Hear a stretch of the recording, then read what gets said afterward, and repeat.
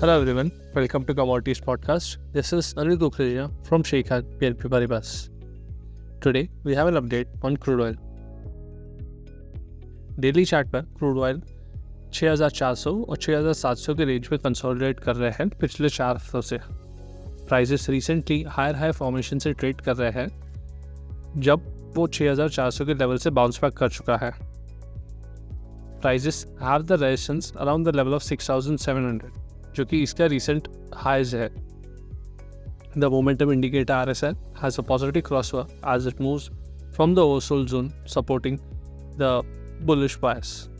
इसीलिए any dip should be an buying opportunity to target the level of 6700 और prices को reversal है 6550 के क्लोज एरिया के नीचे.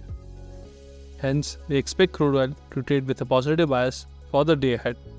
Thank you.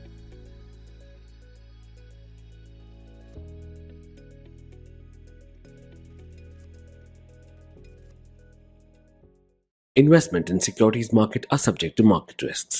Read all the related documents carefully before investing.